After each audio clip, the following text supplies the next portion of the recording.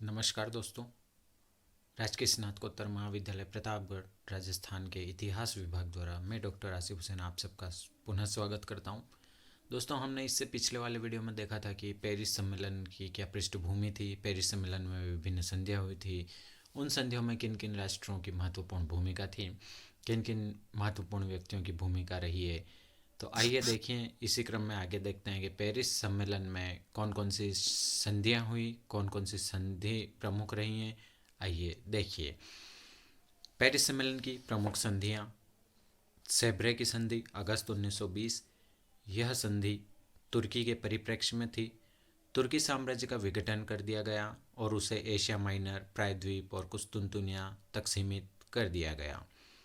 Mandate प्रणाली के अंतर्गत फिलिस्तीन, ट्रांस सार्डिनिया तथा मेसोपोटामिया इंग्लैंड को एवं सीरिया, फ्रांस को उस समय तक के लिए सुपुर्द कर दिए गए जब तक कि वे स्वतंत्र होने की स्थिति में न पहुंच जाएं। इसके शासन और प्रगति की रिपोर्ट राष्ट्रसंघ के मैंडेट कमीशन को देना अनिवार्य कर दिया गया। 4 वर्षों पश्चात हुई लोसाने की संधि से तुर्की की प्रतिष्ठा पुनः स्थापित की गई और वह यूरोप से पहली संधि की तरह पूरी तरह निष्कासित होने से बच गया।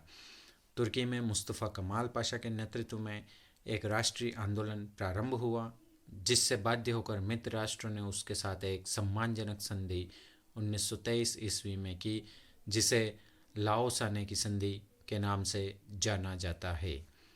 न्यूली की संधि नवंबर 1919 ईस्वी।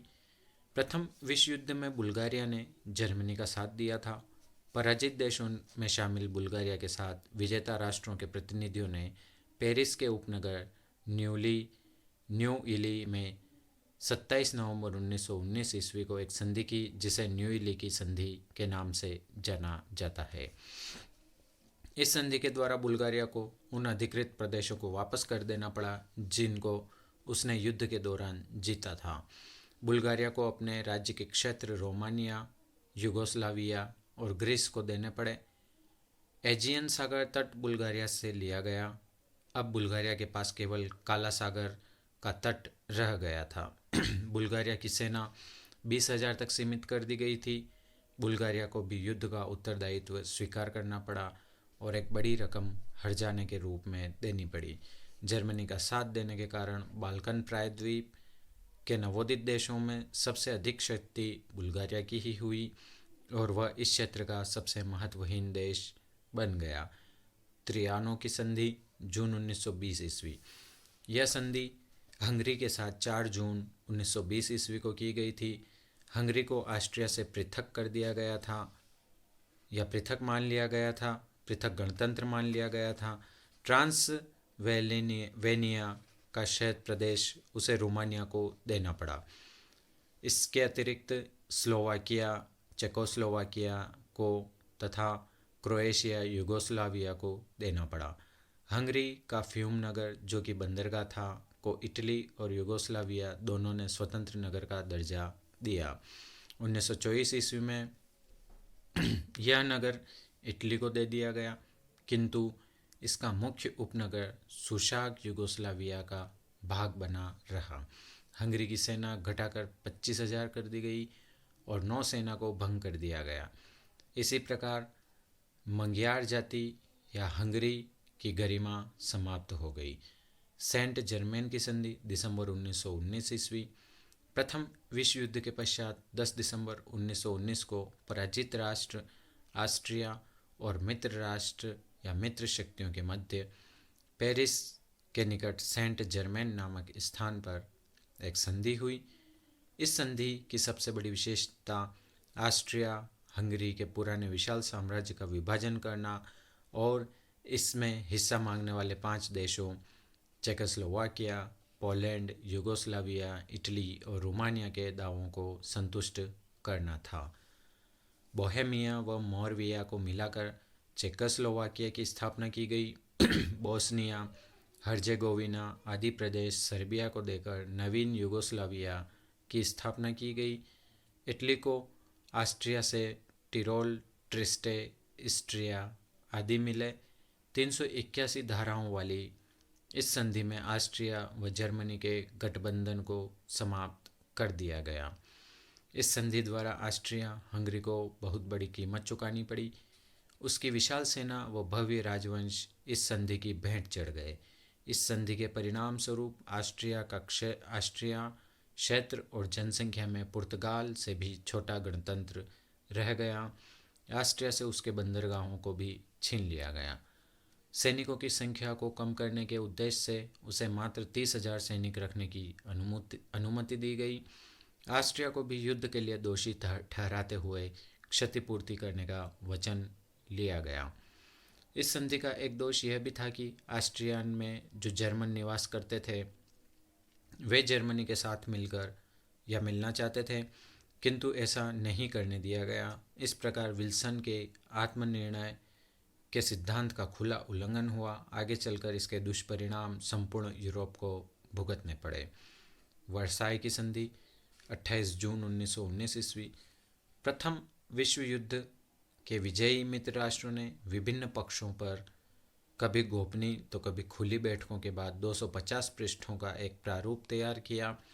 15 भागों में विभक्त इस संधि के प्रारूप में 440 अनुच्छेद थे।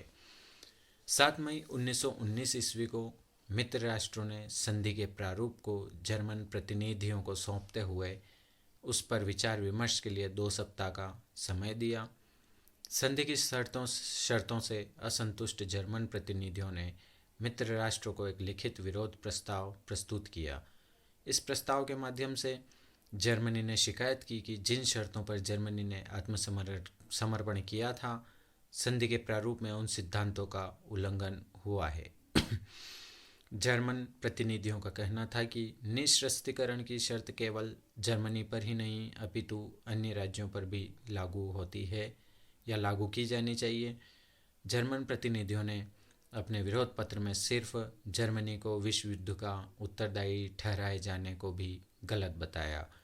जर्मनी की आम जनता, बुद्धिजीवी और राजनीतिज्ञ संधि की शर्तों से असंतुष्ट थे। जर्मनी ने संधि की सभी शर्तों को मानने में असमर्थता जताई। श्रीमान सरकार ने संधि को अस्वीकार कर त्यागपत्र दे दिया। अंत में वहाँ की दूसरी सरकार ने इस संधि पर हस्ताक्षर किए, जिसका जर्मनी में अत्यधिक विरोध हुआ। द्वितीय विश्व युद्ध के बीच जर्मनी पर थोपी गई वर्साई की संधि में ही बो दिए गए थे। पेरिस सम्मेलन की प्रमुख व्यवस्थाएं। आर्थिक व्यवस्था। वर्साई की संधि के 231वें अनुच्छेद में उसके सहयोगी राष्ट्रों को प्रथम विश्व युद्ध के विस्फोट के लिए एकमात्र जिम्मेदार माना गया और इसके कारण मित्र राष्ट्रों को जो आर्थिक क्षति उठानी पड़ी उसकी क्षतिपूर्ति के लिए जर्मनी पर कठोर आर्थिक शर्तें रखी गईं।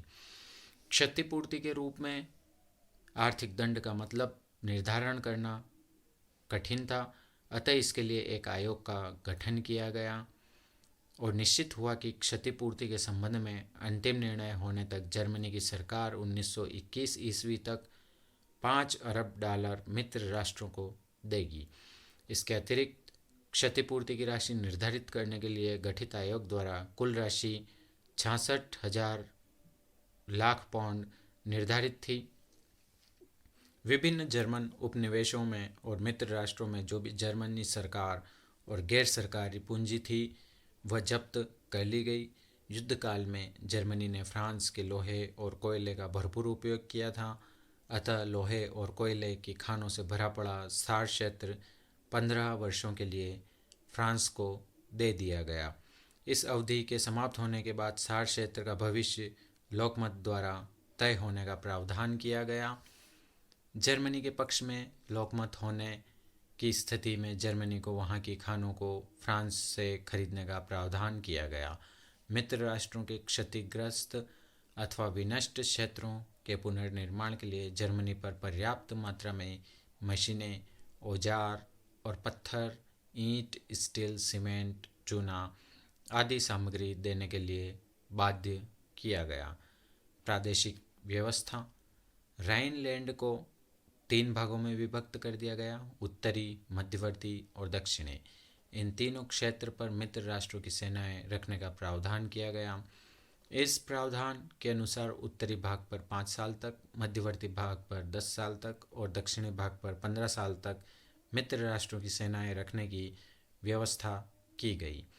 इसके अतिरिक्त यह निर्णय लिया गया कि राइन नदी के दाएं भाग के 31 मील चौड़े प्रदेश पर जर्मनी किसी भी प्रकार की किलाबंदी नहीं करेगा।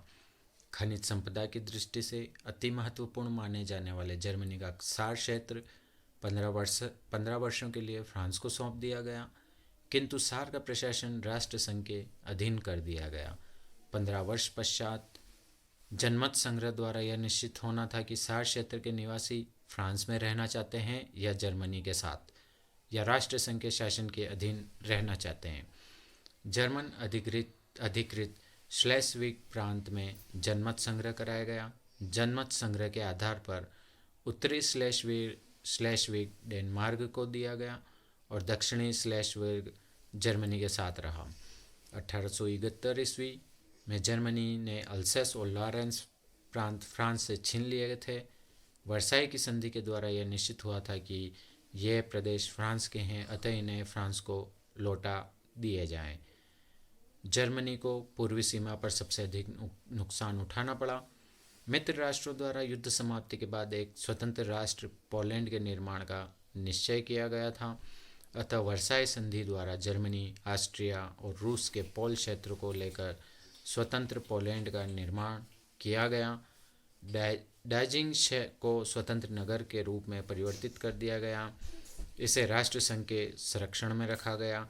मेमेल का बंदरगाह लिथुआनिया को दे दिया गया। जर्मनी ने चेकोस्लोवाकिया की स्वतंत्रता और प्रभुसत्ता को मान्यता दे दी थी। जर्मनी का साइलेशिया क्षेत्र चेकोस्लोवाकिया को दे दिया गया था।